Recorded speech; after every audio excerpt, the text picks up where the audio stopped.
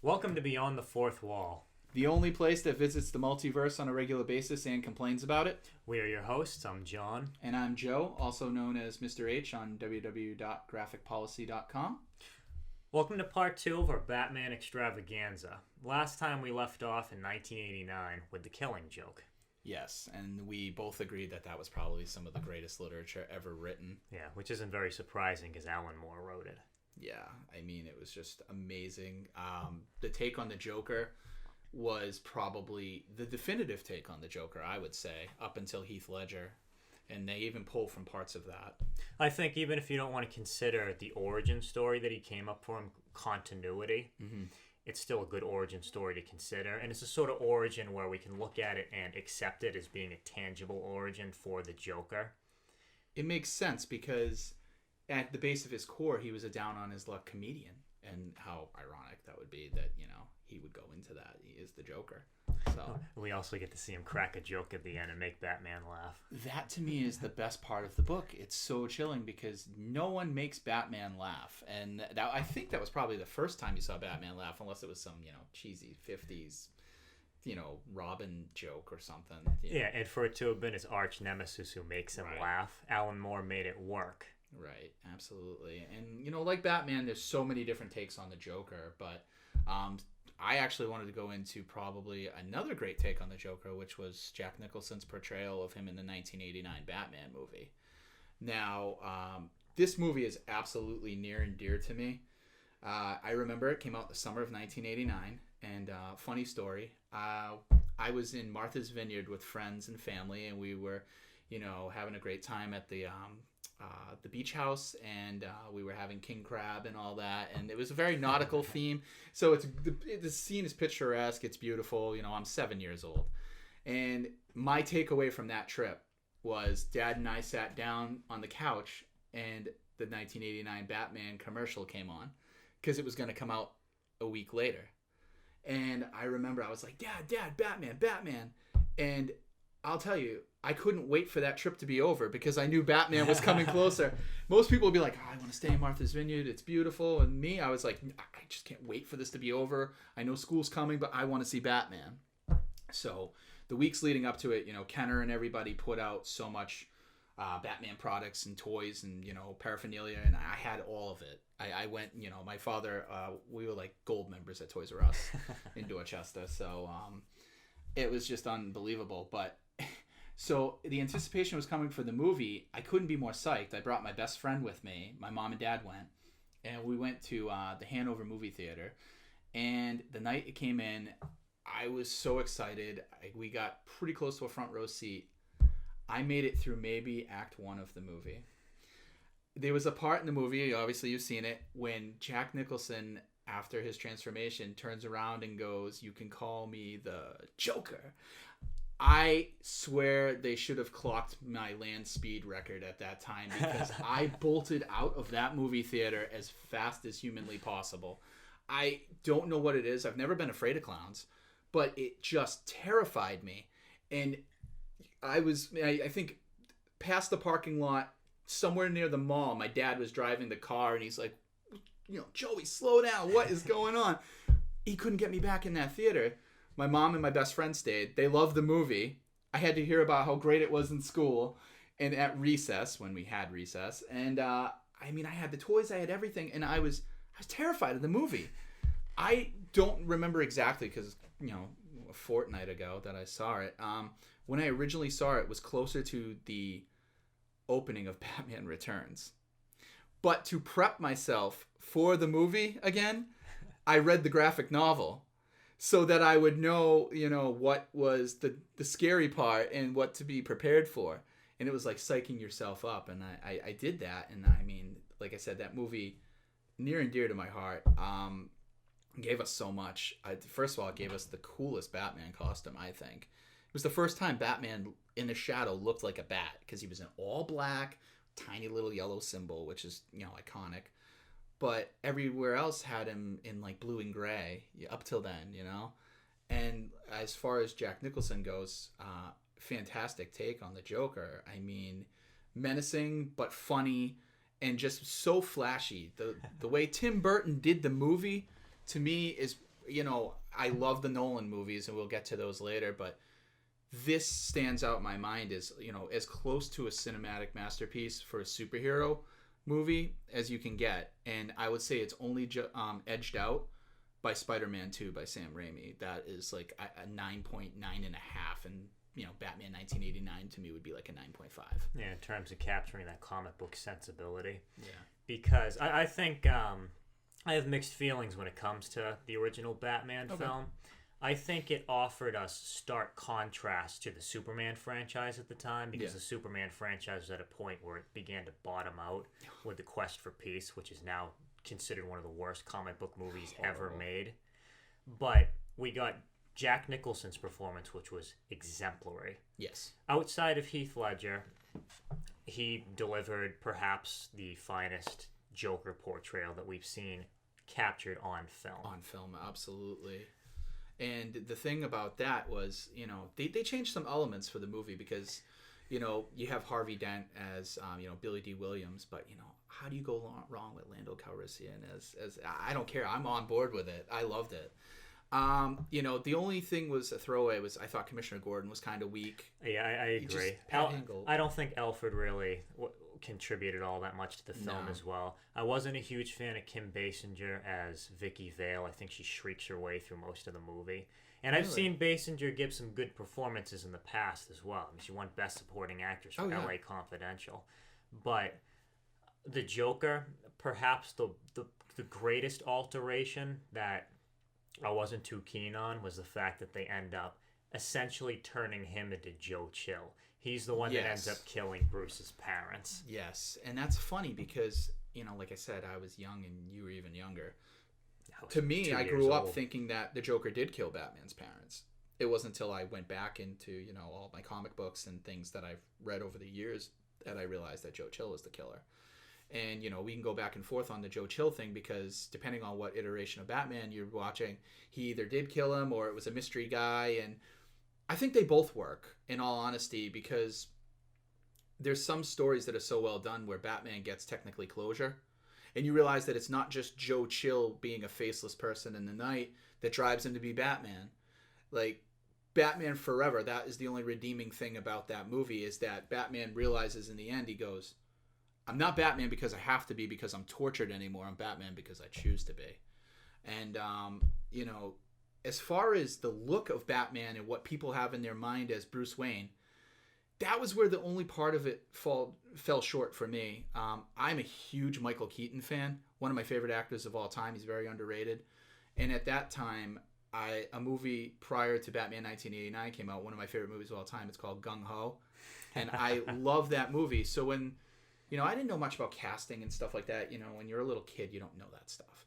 But when you watch it on screen, you see Michael Keaton. You know what I mean? He's supposed to be Bruce Wayne. He's in a tux. No matter how you dress him, he's Michael Keaton. But when he slipped on that cowl, he was Batman. And still to me, he wasn't, I'm Batman. He's... Who are you? He was just... I'm Batman. I'm Batman. Just tell your friends about me. I'm Batman.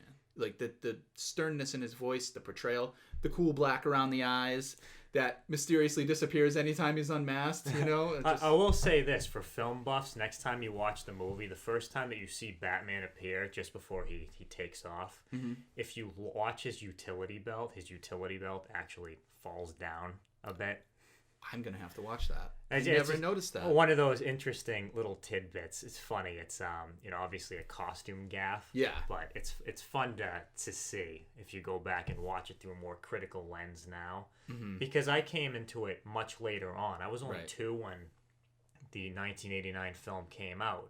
So even if I had been taken to the theater to go see it, I wouldn't have comprehended what I was seeing on film.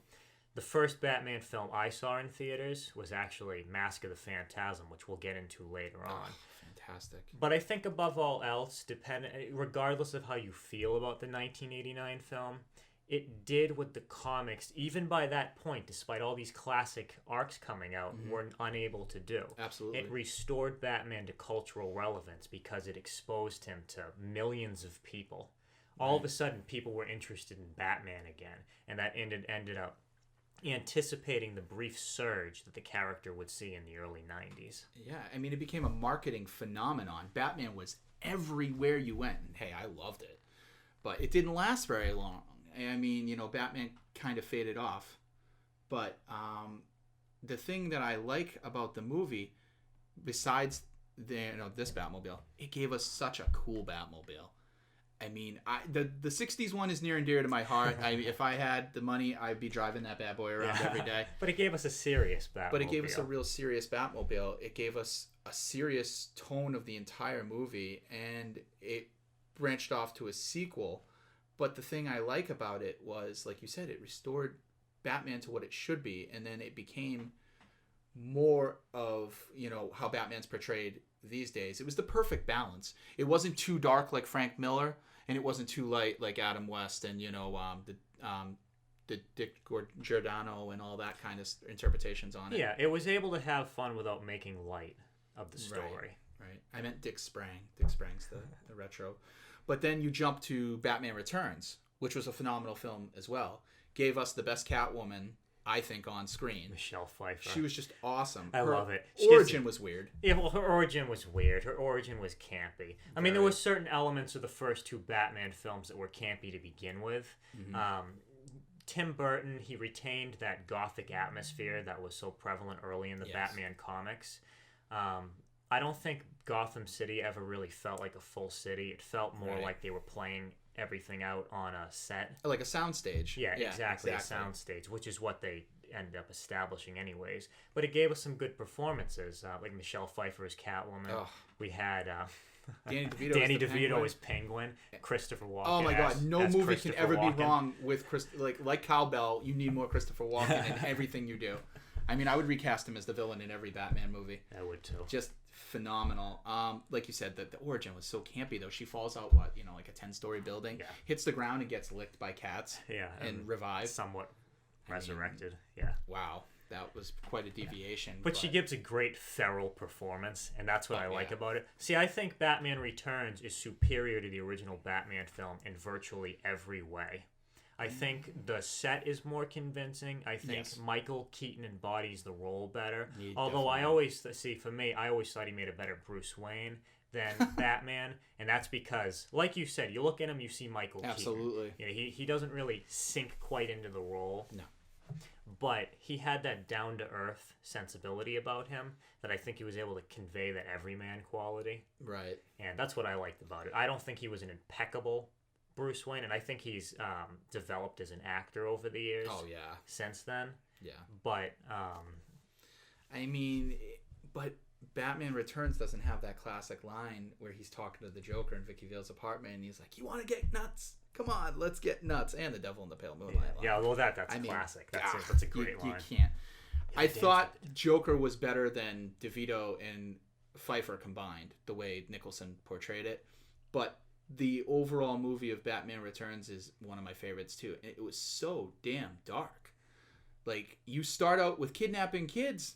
I mean, you know what I mean? Like, wow. It just went off into a very dark place. And I think that's why Warner Brothers afterwards, besides the fact that Tim Burton probably just didn't want to do it again, but he was a consultant on the third one.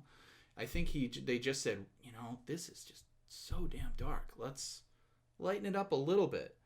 And I didn't mind Batman Returns because, number one, I was getting another Batman movie. Mm-hmm. I think I was about 14 or something like that when that movie came out. So it was serviceable. And it got lighter. Gotham City turned purple all of a sudden. And the camera angles were shot from, very disorienting camera angles.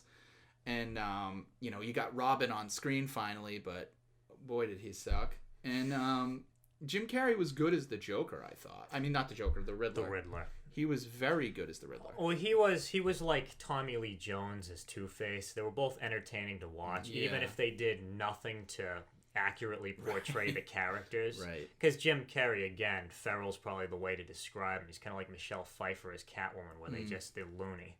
Yeah, a bit loony. But I and I love Tommy Lee Jones as an actor. I hated his portrayal of Two-Face. It was just it was Joker light. It was so bad. He chews the scenery all throughout, and then sugar and spice. Yeah, that was god awful.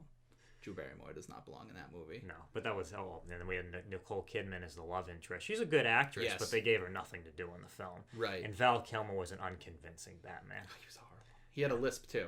My cousin and I always make fun of it because we that line he has, he goes, "Tell me, doctor, do you like the circus?" Because I mean, it's just terrible. But it's okay as a bridge to what we're gonna get later. Yeah. You know what I mean? In the 2000s. But going back to the original Batman film, what that also gave us is it gave us Batman's first foray into video games with the classic 1989 platforming beat-em-up, Batman, which came out for the original Nintendo. Yep. Purple and blue. And matter of fact, the contest for the email last time was the figure representation of that Batman video game. And I played that thing till I was blue. I loved it. But it was awful. It had nothing to do with it. Oh no! They had like demons in it. Oh, what's funny too is it actually had some of the Flash's antagonists as well. Yep. And it had a lot of third-rate Batman villains. But it was a classic game from that era, and it first gave us a good Batman game that we could play through, and we wouldn't get another one of those for some time. Long time. It was just basically Metroid as Batman, jumping around like the way that the scenery would go. It's just, very cheesy by today's standards. Still classic. I own it. Yeah. And I will play it again. Yeah, but me too. It branched off into a lot of things, but capping off the Batman movies for this point in time, what was great about the movie is Frank Miller, Dark Knight Returns, prior to the 89 movie, gave us the acceptance of a darker Batman. Tim Burton ran with it, but he wasn't too dark with it. I mean, he was dark enough where it wasn't just overpowering, where you're like, Batman is an ass. Like, you know what I mean? Like, Frank Miller always writes him as an absolute jerk. Yeah. But I still love his take on it. What it did was it gives us basically the bridge to better comic books. Exactly. Which, one of your stories that's near and dear to your heart is Grant Morrison's Arkham Asylum. Yeah, because before we cap off the 80s, we have to make mention of that. Sure do. Arkham Asylum, A Serious House on Serious Earth, which is a reference to a Philip Larkin poem. He was a renowned poet. Arkham Asylum is one of my all-time favorite Batman stories. Grant Morrison's writing, coupled with the grotesque imagery of Dave McKean's paintings, it's just, he does such a great job of capturing the madness of Batman and his crusade against against his rogue gallery. He ends up entering Arkham Asylum, and the Joker puts him through the ringer. He ends up having to go up against virtually all of his nemesis, and Joker's intention is to get him to the point where he's able to see that he's no better than those that he goes up against, that he's just as mad, he's just as deranged. Yeah. And Batman, over the course of the story, ends up encountering second and third tier villains in addition to some of his greatest nemesises. But those second and third tier villains, they're portrayed so well. I mean, we see that Clayface, the affliction that he has, he doesn't necessarily have supernatural powers. Instead, Clayface is suffering from AIDS. Wow. I haven't read it. Double face palm. I have not read it. It's on my shelf at home to read, and I shall read it. That's why I defer to you on this one, because I have to take your word, but it sounds like a very intriguing take. It is. It's so good. And then you have another character like Maxie Zeus. Maxie Zeus is usually, and he's considered to be a joke of a villain. People don't usually portray him all that well, but in this, he's much darker. I like the way that they present him. Yeah, I mean, I can't wait to read it. You have spoke so highly of it. I wasn't sure if it was a prose novel or it was written from the villain's perspective. That's kind of what I thought it was. So now that I know it's Batman going through like a gauntlet, it's Batman's perspective. He ends up having to fight Killer Croc. It's great. I don't want to spoil too much because I don't want to give it away for you. And the ending is excellent too. I mean, wait. Batman quite literally goes down the rabbit hole. I mean, you should get the madness of Alice in Wonderland, and he draws parallels between Batman's experiences and Alice's. But it's great the way that he does it. And we also pretty much get the origin of Arkham Asylum. It does a good job of describing to us the energy that this place is rooted in. And it also gives us insight into Jeremiah Arkham's state of mind. Jeremiah Arkham was the founder of Arkham Asylum. His intention was to reform criminals, violent criminals in particular, and Arkham Asylum ends up showing us his personal descent into madness as well, which predates the appearance of Batman. But for those of you at home, if you've read Arkham Asylum, let us know what you think about it. Joe, you have to get on that because it's an excellent story. It is my homework. The second I get home, I promise I will read it today. I will have a synopsis and, a biography about it. But it's funny. As soon as you said Jeremiah Arkham, it just clicked in my head. One of those other stories that are off-put. It was same vein. If you ever read a miniseries called Batman Shadow of the Bat, that was the first time you had Jeremiah Arkham, who that's the only way I found out about him. Basically, Batman gets institutionalized into Arkham Asylum because Jeremiah Arkham feels that he is just as mad and crazy as the criminals that are in there. And it was a cool miniseries because you have Robin and Nightwing and the whole Bat family have to break Batman out. And it's by one of my favorite artists of all time, Norm Breyfogle. He's just amazing. But also, besides Shadow of the Bat, they had, one of those things that's near and dear to your heart. You always talk about Batman Legends of the Dark Knight, which was an anthology series, right? Anthology series. They ended up, they started publication of it in 1989 and ended up running until 2007. And prior to its around the time of its publication, when DC came up with the idea for it, it was actually the first original Batman comic that they had produced in 50 years. Legends of the Dark Knight was a direct continuation of Frank Miller's Year One. It featured a rotating series of artists and writers. They never committed to it long term. The quality of the writing and the artwork tended to vary because of that, but we got some great stories from it nonetheless. Right. I mean, it also allowed you to tell tales outside the monthly Batman comic without the constraints from any continuity. And basically is the precursor to what comic books are now, because a lot of comic books are bogged down by long-standing continuity. The most popular stories seem to be when a writer will do like a one-off or something. And like, say, Batman 45 by Scott Snyder and Jock. That came out, and that we'll talk about later, but that is just so fantastic. It deserves its own merit. But I think that Legends of the Dark Knight, to me, isn't something that I hold so high in regard because I didn't read a lot of it. I cherry-picked it. I mean, and the stuff that I picked up was probably not the better of the stuff. I mean, I got the story with the Cavalier. Talk about getting screwed. I mean, so it's like... I will have to go home and do my homework on that as well, but I appreciate it for what it is. That's the thing about an anthology series is when you don't have consistent writers and artists working on it, it's all up to the writer and artists that are working on it in that given moment. Because we got some great stories like Grant Morrison's story arc Gothic. That's probably one of the best stories featured throughout Legends of the Dark Knight during its run. We also ended up getting Jeff Loeb and Tim Sale's trilogy of Halloween specials.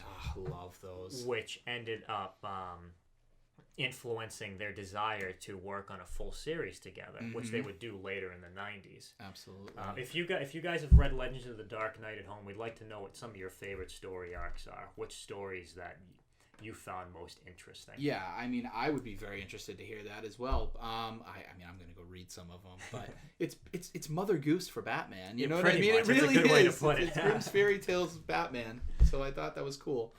Like I said, Tim Sale is also an artist that I think is very underrated, and I love his scratchy. It's just a weird art style. Everyone is pointy. You know what I mean? They're just so pointy, and except for Superman's hair. Yeah, but he draws a great interpretation of a lot of the characters. His Joker is just really angular. Very angular, like pointy and just very flashy. But his Scarecrow is horrible. It looks like a little kid on Halloween, just very bad. Oh, it looks like a literal scarecrow. Right, and his Robin is like 2 feet tall for some reason. He's obsessed with making him bite-sized. I don't know what happened there. But the stories, the writing with Jeff Loeb on those is just they're great collaborators. They work well together. They bring out the best in one another, I think. They do, and they've worked together several times, and I appreciate that. Now we've covered such the best part of Batman for the comic book wise. Yeah, well, at least up until the late 80s. Right. And then we enter the 90s. And the 90s is a bit of a mixed bag. It featured some of the best portrayals of Batman and some of the not so great. Yeah, well, let's start with the best right here. And I know people are thinking, where does he get that wonderful toy? I got this at bigbadtoystore.com. I could not pass this thing up. It came in a box that I swear had to be brought by tugboat, but it's well worth it. I mean, this basically what I love what DC's doing. This is from the animated series that we're going to talk because that is my childhood. I mean, the Batman animated series, it was school, get home to Batman because it was on, I think, 3:30 on Fox every day. But it started on primetime. The premiere, which is probably their best episode ever, was the very opening pilot with the Man-Bat. And the animation and everything that Bruce Timm and Paul Dini and Alan Burnett and all those, Andrea Romano with the score and the casting, I thought was just the casting great. Was impeccable. I mean, it's amazing. But what I like about what DC did is they're bringing back to life the representation of those characters through the toys. And if you look at this, it doesn't look like a toy. It looks like what animators use is what they call a maquette. And it's a 3D representation of a model of what they're going to do on the series. And what's cool is it has a bunch of like working parts and gadgets and whatnot. And I love this. If I can get that. It's got lights and it moves and it gives me an excuse to play with a toy on camera. So I am back in, second grade. And you can see here that it has the lights and everything. It's just really, really awesome. But nowhere near as awesome as the show itself. No, the show I think it's essential for Batman fans. Yeah. Even for comic book aficionados, it's one of the greatest comic book TV shows ever conceived of.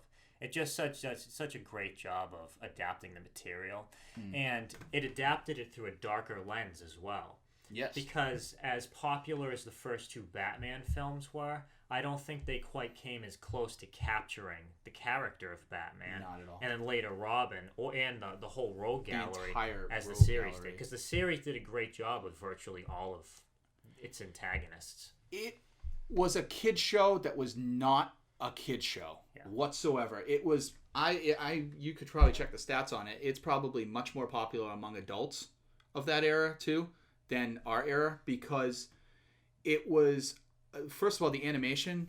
Who would have thought a blocky Batman with a square jaw and all that? But it was so stylized with the Art Deco that they did. But one thing you need to remember, and it's very important, these guys, the show they worked on before they created that masterpiece was Animaniacs and Tiny Toons. So when they first said that they were going to make a Batman cartoon, I was excited because up till then you only had the Filmation 1970, late 70s Batman, which is still good. But it's, a lot of cells reused and stuff like that. And then the Super Friends, of course, which some of that is good. I mean, I am a Jan and Jace fan, well, so I'm cool with the Wonder the Twins. Brave and the Bold influenced that. But nothing was, you said, as far as a representation of Batman. Now, he's just a voice, but Kevin Conroy gives you Batman.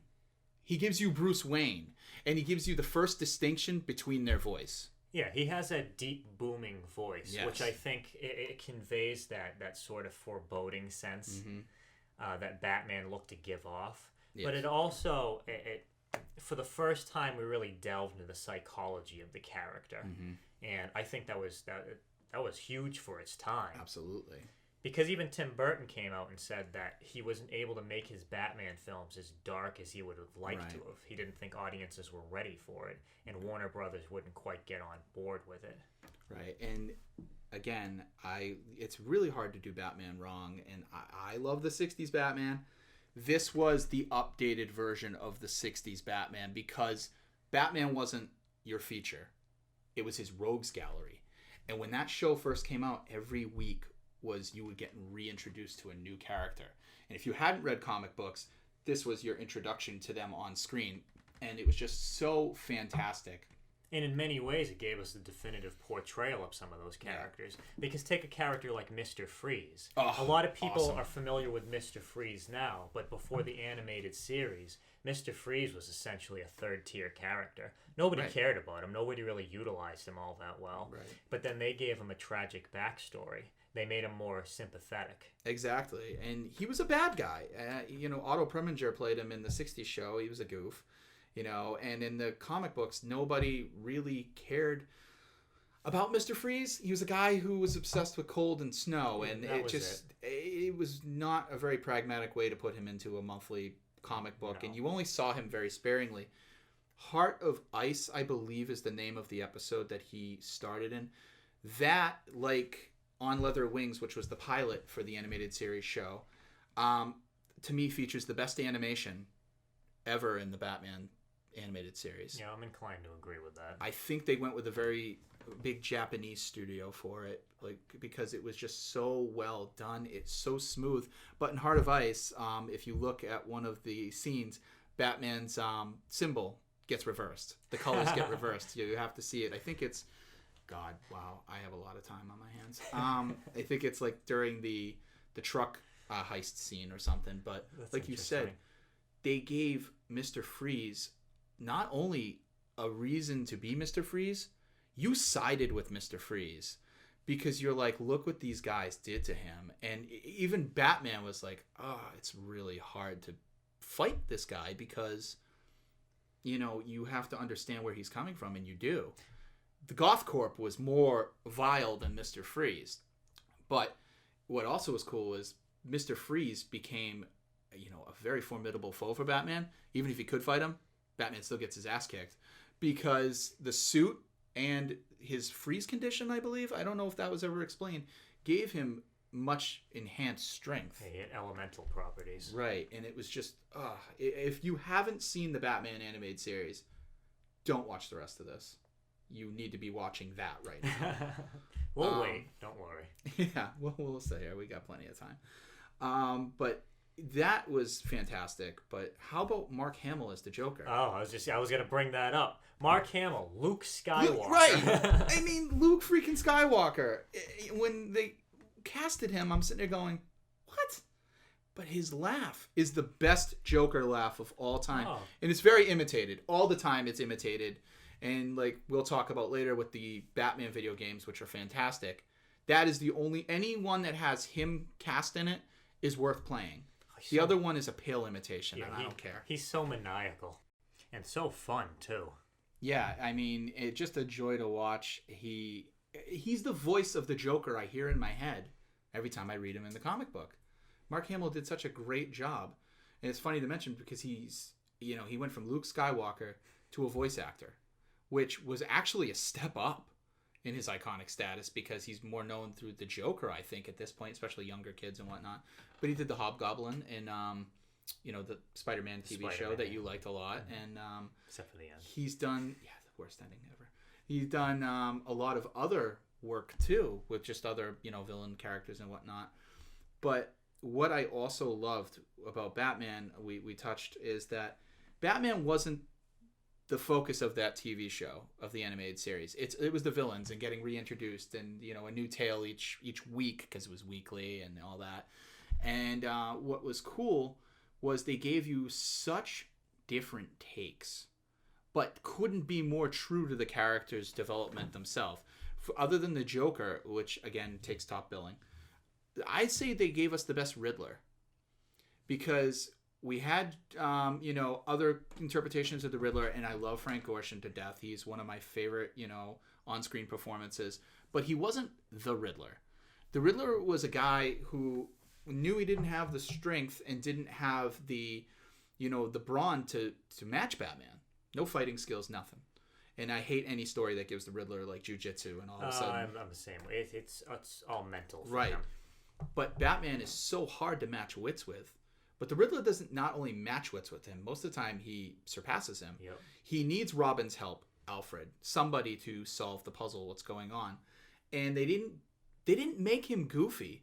they made him a very dark character. The way he put Batman into traps and everything was a believable way. I mean, he did need resources, but he had the smarts, and his story was background. Plus, I do believe it is the first time you get the mention of his name, Edward Nygma, and they allotted to the Enigma part of it, which is brilliant.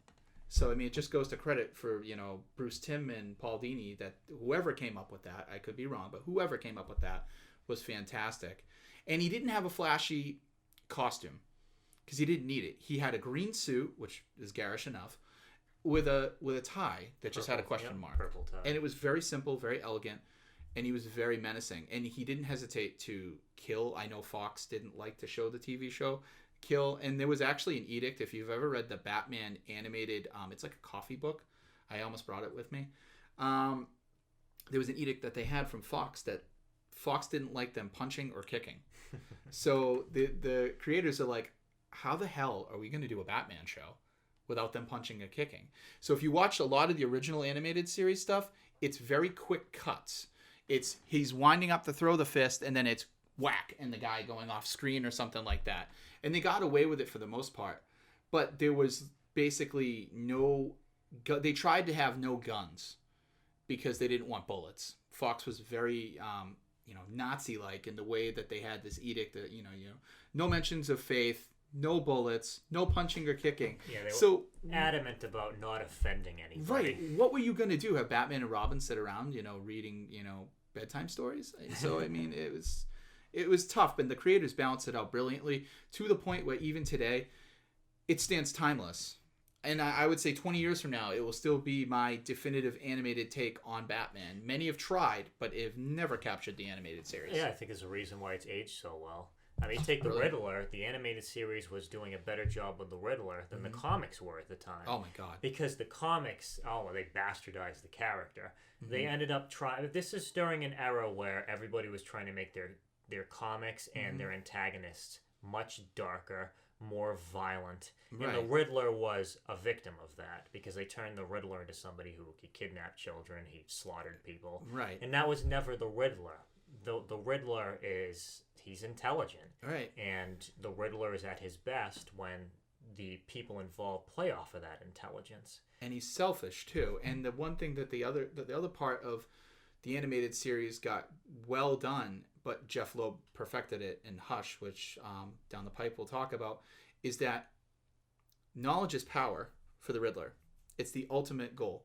But Batman, there come to the thing where, does he know that Batman's Bruce Wayne? He's certainly smart enough to know.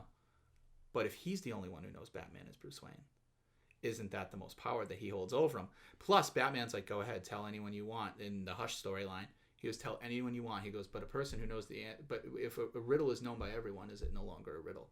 And that's the conundrum he's in. He's like, oh, damn it. I could tell everybody, but then everyone knows, and they're on equal footing with me. Yeah, so I can't have that happen. Wouldn't have that over you. So he found different ways to torture Batman. And I love the take in the animated series, down the road, they did a couple seasons in, where they had the Riddler's so-called reform. And it drove Batman nuts, because he kept trying to, catch him up on something, and he'd be like helping an old lady or something. He was just a very good take of the Riddler. I don't think his voice role probably could have been played by anybody. Of all the animated series, his voice doesn't stand out to me the most. It's a very plain voice. It's okay, but the character's representation on screen is just flawless. But it also gave us, like I said, the villains are the star of that series. It gave us my interpretation and my introduction to a lot of characters.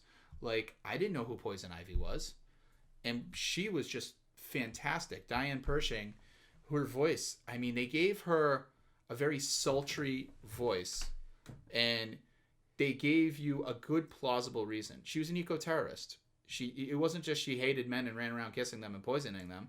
She hated the pollution aspect of society, and she didn't like how people treated plants and whatnot. And they gave you her best costume, I think. The animated series, they did it like the old Warner Brothers cartoons where they had like Little Red Riding Hood. Mm-hmm. They gave you almost that style of drawing for her, and it worked really well in the animated series. Yeah, they did a good job of making it feel elegant and sensual, yet not exploitative Exactly. It was, for the women, for the most part, in the animated series, I think they went the Disney route in the animation. They pulled a lot from that type of genre of representing them in animation, where the men was very blocky and stocky and just, everybody in Gotham City in the first iteration of the animated series seemed to look like they were a bodybuilder. Yeah. Like Commissioner Gordon he was a beast. And then he was sickly in the second series, and Bruce Timm said that. They're like, we got to make him sickly. He's an older guy, and otherwise, why is Batman fighting for him? He can handle himself. Yeah, all the guys were big and bulky, with the exception of characters like the Riddler. Right, or the Penguin. And all the women had these hourglass figures. Right, but they also gave lesser characters time to shine. Man-Bat. What a throwaway thing. I mean, a guy who turns into a bat, but the guy who played, and I don't know his name, guy who played Kirk Langstrom gave such a performance in that talk about sympathetic. Oh, dude, another great example of a character like Mr. Freeze, where they turned somebody who was a third-tier character into a character you could feel compassion for. Exactly. Just brilliant. And the animation was awesome. And Man-Bat looked menacing because for the most part in the comic books, Man-Bat looked like very fuzzy and, it wasn't menacing. Now he was like, he had the big long ears, the yellow eyes, and the mouth and the wings. It was just perfect. Yeah, and Kirk Langstrom, they essentially made him into a Jekyll and Hyde-esque figure. Right, exactly. They gave him a more interesting background and a tragic backstory as well, more akin to Mr. Freeze. And it was intelligently written. For the most part, the animated series were like mini challenges for the audience too. Because even if you were as versed in Batman continuity as you and I, when you watch it for the first time, you don't know what direction they're going to go. Like when that episode aired with the Man-Bat, they gave all the clues to Francine, Kirk Langstrom's wife's father as the Man-Bat. His hatred for people, saying, bats are survivors, Mr. Wayne. Bats are better than people. And then they like, all the characters were like, I think he likes bats better than people. So it just kept gnawing at you in the audience so that you would say, oh yeah, that old guy is probably Man-Bat. It did a great job of making you play detective as well. Love that. And instead of making Batman out to be this big, brutish guy, they played on his intelligence as well. They made him out to be a detective, which is what he's supposed to be. Mm-hmm. But it didn't do everything perfect. For example, I hated the Penguin in that show. Yeah, Penguin was probably one of the very few antagonists they didn't do a whole lot with. Yeah, and he was introduced in the worst possible way in the worst episode ever of that show. I got Batman in my basement. I'm like, this is the worst thing that they could possibly do with him. And they took his design, and we should mention too that they took a lot of the designs, even the Batmobile, from the Tim Burton films. They captured it and just stylized it. But Danny DeVito was the Penguin. Basically, that was the character design they went with, and I didn't think it worked well. It was really poorly done. No discredit to the voice acting or whatever, because I love that voice. He had a very sophisticated, upper elitist type voice, and he gave a great performance. His design was really poor, and it wasn't until the New Adventures of Batman that I thought they went in the best route with the Penguin, because he was a mob boss. And what they did was they just had him open up the Iceberg Lounge and become legitimate. And he was basically anything in Gotham came through him.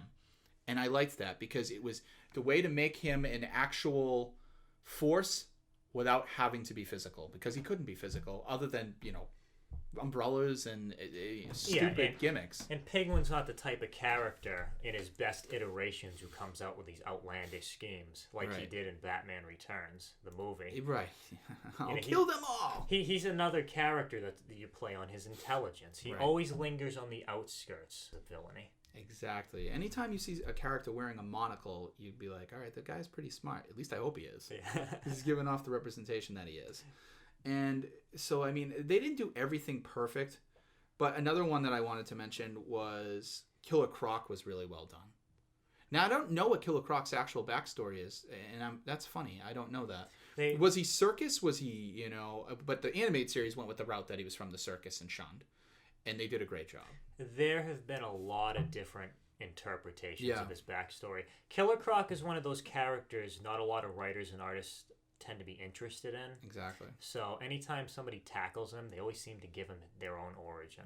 Because every time I've seen Killer Croc, even his design tends to be different. Yeah, they made him gray at first, and then they went to a more reptilian green.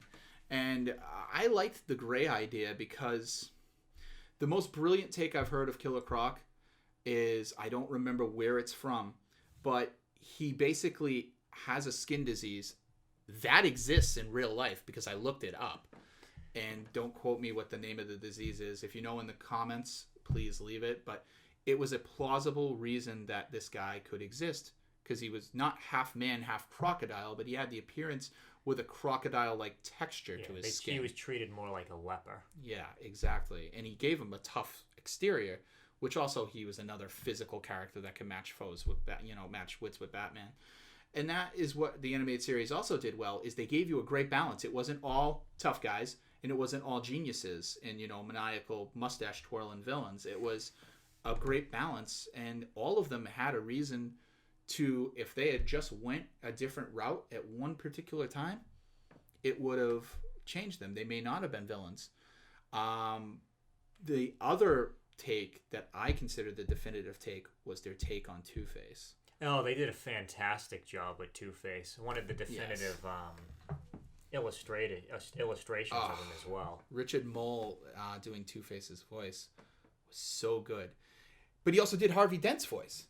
And he did a great Harvey Dent. And Richard Mole, if I'm not correct, if I am correct, isn't he from Night Court? Wasn't he the big tall guy from Night Court? I don't know. I'd have to look that up. I think he is. I never watched Night Court. Well, it was a good show back in the 80s. But I thought that was who he is. But they do such a great job. They have Harvey as a public figure running for office, and he gets blackmailed. And essentially, he doesn't just go into a wacky accident like the Joker and become Two-Face. He was already Two-Face in his mind. The explosion and the acid just brought out what was already existing skin deep. Because he was always Two-Face. He had an alternate character called Big Bad Harv. So he had a split personality that he would use and resort all the things that were horrible in his life. Big Bad Harv. I forgot about that. Oh my God. I watched it the other night because I picked up some of the animated series and I watched that 2-parter. And even like if you watch it, it's a joy to watch too, because the animation, when he was Big Bad Harv during the therapist session, they had him move in like a more sly way, like just the way the animation did it was they captured it perfectly. Like his personality, even his movements were different. But when they were like, well, so what do you say, Harvey? And he goes, there's just one problem. You're talking to the wrong Harvey. And just kicks Thorne's ass everywhere. I was like, oh my God, that is still one of the best episodes. Plus, I think they did a good job with his wife, Grace, because she didn't leave him. She still loved him even though he was Two-Face. And it shows that these characters are redeemable. What you pointed to with Grant Morrison, that Jeremiah Arkham isn't just a moron who's wasting his time. There is some semblance of normalcy to these people, but it's really hard to bring it out in Gotham City. They end up descending into that psychosis, and that's what causes them to unravel. And we see that especially so with Two-Face. But he's another one of those characters, like you said, that they captured well in the animated series. Mm-hmm. Now we should talk about everyone's favorite of the animated series, because she never existed beforehand. Harley Quinn. Harley Quinn was one of Paul Dini and Bruce Timm's greatest contributions to Batman lore. They came up with her. She was first introduced on the animated series. Mm-hmm. It wasn't until a few years later that they introduced her into the comics. Right. But Harley Quinn, perfect foil for Joker. Absolutely. They ended up pairing up the two of them. And who would have ever thought of Joker having a love interest? Right. Who would have ever thought of him having a sidekick? Because he was always such a loner. Even in, a lot of iterations of the Joker, he doesn't have anybody by his side because he does everything himself. But they gave you a great thing, too, because this was the woman on the other side of the coin. She was a renowned psychologist who just became enthralled with the Joker, and it shows you how manipulative he is. And her name is Harleen Quinzel, and he just retooled it into Harley Quinn. And they had her in a few episodes of the animated series, but they never delved into her backstory because I don't think it was appropriate, or I think it was a little too mature as far as the subject contact for kids watching it. So they did a one-off, which is probably one of the best Batman stories of all time, called Mad Love. Mm-hmm. And it's brilliantly drawn by Bruce Timm, who just, oh God, the guy draws, just perfect.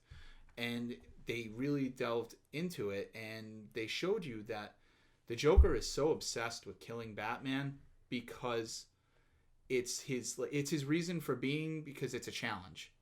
But he won't let anyone else do it. And even if he has them dead to rights, if it's not something in a grandiose fashion, like he's not just going to walk up to Batman, come behind him in a shadow, and shoot him. He wants it known. He'll put it on TVs everywhere. On a grand scale. Exactly. It has to be worthy of the Batman. Exactly. And Mad Love ends up delving into that, examining, what would happen if somebody else attempted to kill Batman. Exactly. And it also builds upon the Killing Joke in a way for the animated series, because it shows you Harley Quinn had one bad day. Mm-hmm. And she could always be redeemed.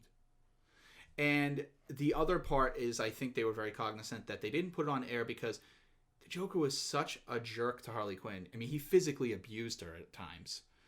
So if Fox isn't going to let you shoot a gun, they are not going to show you abusing women. Mm-hmm. So they never even put a slap in, if I'm correctly, until later in the animated series, where he might have wound up his hand, but then it was off-screen crack. And she's like, they would never physically show him hitting her.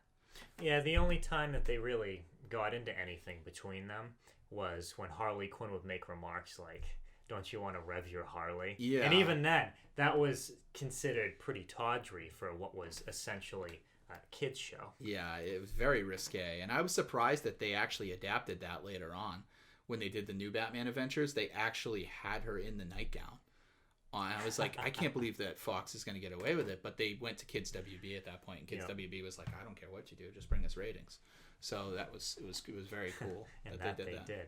But the animated series, it got to a point where it became so popular that they said, let's do a feature film based around this. So good. And that's when they ended up coming out with Batman Mask of the Phantasm, which was the very first Batman film I went and saw in theaters. What a great treat. Because I was heartbroken after Batman Returns, because I didn't think we were going to get another Batman movie, because, at that point I was a little bit older. I want to say I was like 10, 11, so I could read. And I was like, I've been reading since I was 2, by the way. But I was able to see that we weren't going to get another Batman movie down the pipe for a while, so this was our Batman movie. And I thought it was so cool when I saw the commercial for it, because it didn't feel like it was a cartoon movie. It felt like it was a real feature film. And the fact that the studio put it out on Christmas Day showed that they had such respect for it, and they knew that it was going to be great. But what was awesome was the main antagonist was a new character that they created, but it wasn't really new. They called the Phantasm. All the Phantasm is a reinterpretation of the Reaper from Batman comics in the 90s. And I thought that, or the late 80s, one of the two. But I thought it was great. And we talk about the detective skills. It called upon the detective skills of the audience for about an hour and a half, because they kept leaving clues on who the Phantasm could be. And to your point, you said that it was more grueling the way it started out. Mask of the Phantasm was in some ways far more brutal than the animated series was, because they were able to get away with showing more, because they were releasing it on a grander scale. Exactly. And I remember going to see it when I was a kid. I was a little shocked at some of the violence that occurs in the beginning of the film. And there were a lot of violent moments scattered throughout it. And I remember, it's embedded on my childhood consciousness.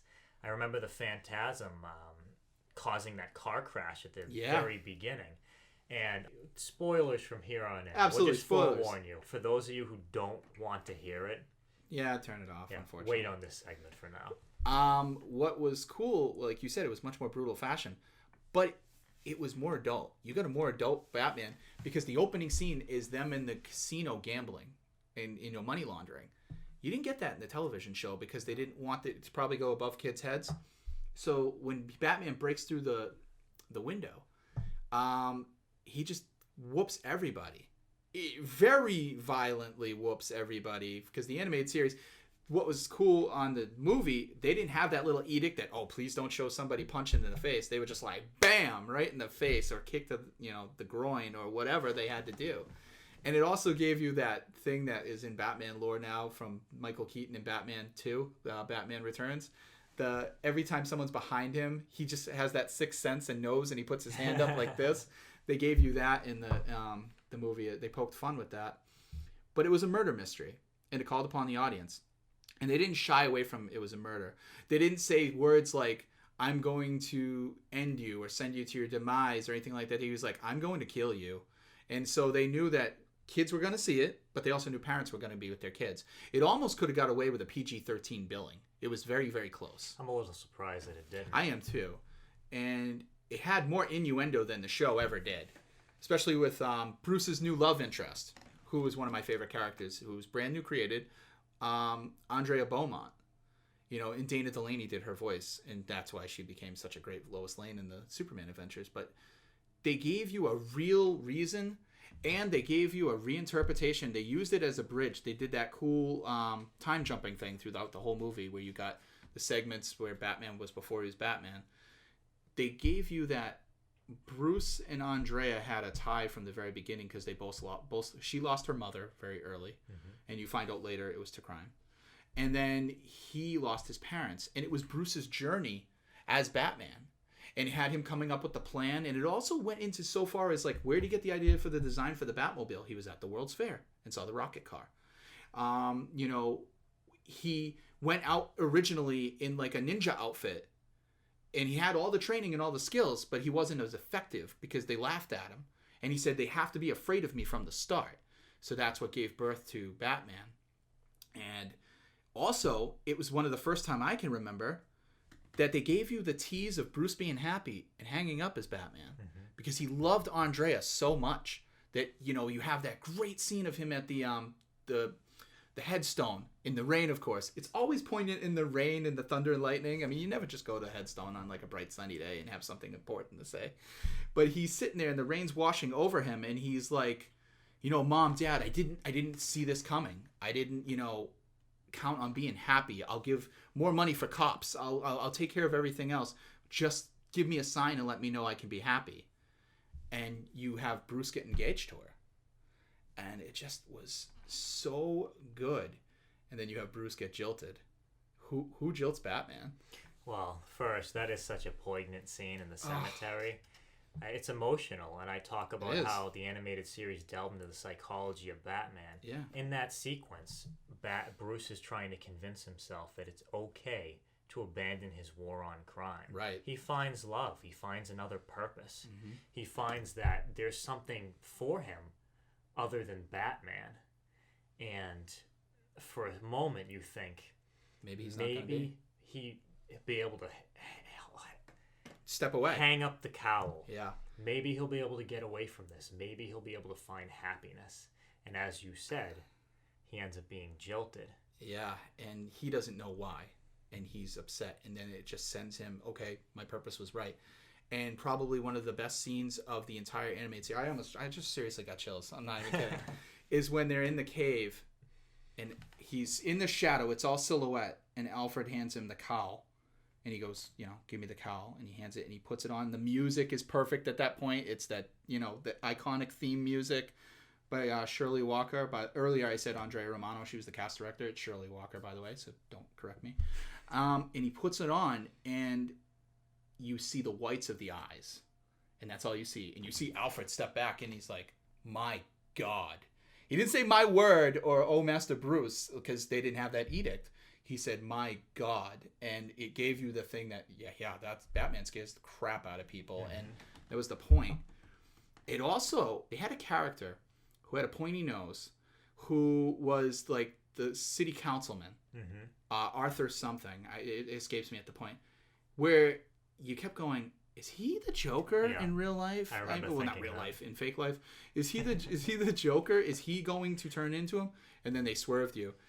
And how could that film be any better? Oh, I know how. They added the Joker. And they made it one of the best. And he had a violent fight scene with Batman and with Andrea Beaumont.